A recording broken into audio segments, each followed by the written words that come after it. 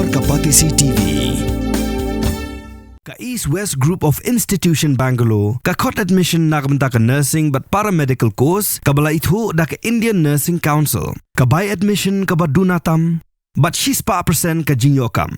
Pila ru ban apply da ka education loan. Ka ICA ka pinkre ya ka laway jongpi.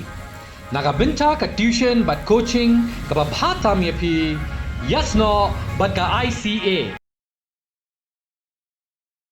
Ka Director of Health Services MCH and FW, ka Dr. L.E. Karsano, kalaong bakatanat kalayo jingtip ya ka ay balajia MCH Hospital Juai, bar kadang up ya ka Kaiphod jong ka jing Tokit, baladalap magajingyap jong kong panche bare, kaday nakadaw jing le torti jong ka MCH Hospital Juai, katanat kan sale ikibdon kam, bat kan sa Jingshitom, ya ki badon kati ban le turmur ya ka kam. Kalapentip ru baya ka kong panche bare, kabanakasnong jalapet, nekong lawan ra hasut nga CHC. Hendrai hadin kata lapan kerja no sa MCH Hospital Juai. Kali itu balawan ra ekong pensi hak laitrik ujeliu hakapor khatar sausan mensngi. Bad hakapor buan ra lapej bad eksamin balalap baka biang lut nadong sedong. Bad kam don jingmai yaka. Haka step ke bebut ke hakata ke sautarik lapej biang bad lalap baka biang. Hendrai hakapor janmit hakapor nriu arpo kala ut sukpo. Kumta lara ika sa high dependency unit. Bad hakapor nyaw si pawa. Lakan tu yik ibahiyeng. Bakin rano sa kaway pat ka hospital. Kat ba kidang ipenbej yik ikot kisla. Ban mi no. Hakapor prabaje kelas dang syotrot. Bad kam laring mensim. Bad ka Jingshitom klan nangjur. Bad kam kendit ben riusyu. Bad day hakapor kanda sitang ben mit. Balapan bana baklayap. She was a 9 gravida, a patient, 9 gravida.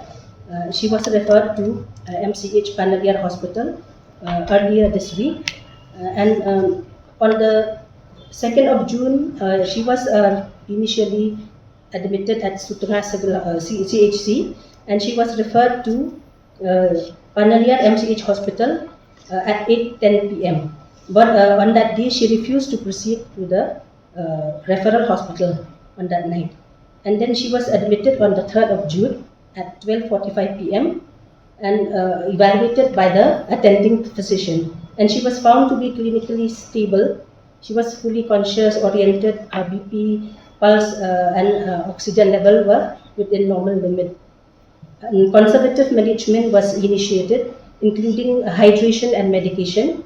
Since she was not in active labor and since there were no immediate danger signs, she was kept under observation.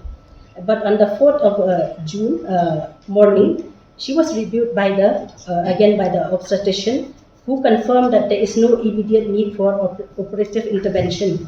So she was continued on conservative monitoring. Then on the 4th of June at around 6:20 p.m., the pregnant mother, she complained of abdominal pain, and she was shifted to high dependency unit for close monitoring and further evaluation. But at 7:15 p.m. on the 4th of June 2025, the patient's relative, they requested that she be discharged and shift to another health facility. And the process for discharge was initiated by the doctor on duty, and the family was advised to arrange an ambulance. Then on the 4th of June, again at around 8:10 p.m., her condition started deteriorating suddenly. She became breathless, unconscious, and her oxygen level also had come down. Her vitals also had she had a BP also had come down, and she was gasping. So emergency response was initiated immediately, and specialists also, the obs and gynae specialists and the medicine specialists, they gave prompt resuscitative efforts, but her condition could not be reversed. So she was declared dead at 9:30 p.m. in spite of the resuscitative effort that was given to her.